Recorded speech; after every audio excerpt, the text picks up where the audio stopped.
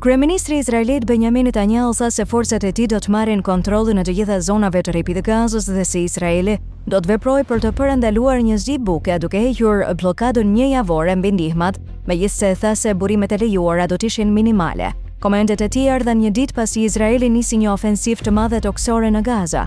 Izraeli thotë se duhet të eliminojë grupin militant Hamas nga Gaza për sigurinë e vet. Ekziston një kusht thelbësor. Nuk duhet të arrijmë një situatë të zisë së bukës si nga këndvështrimi praktik ashtu edhe nga këndvështrimi diplomatik, tha Netanyahu në një video të postuar në faqen e tij në Telegram të hënën në mëngjes.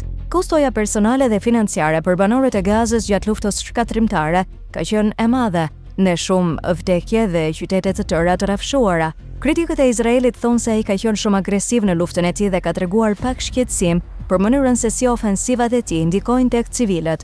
Por Izraeli akuzon Hamasin se fshihet pas civilëve dhe nis sulme nga infrastruktura civile dhe se dendësia urbane e Gazës e vën atë një mjedis të vështirë për të shmangur viktima të tilla në një luftë. Netanyahu pranoi një plan të ri të zhvilluar me SBA-n që kompanitë amerikane të shpërndajnë ndihmat përmes pikave të shpërndarjes të siguruara nga ushtria izraelite. Ai akuzoi dhe Hamasin se ka plotësitur më parë ndihmat që shpërndaheshin në enklav.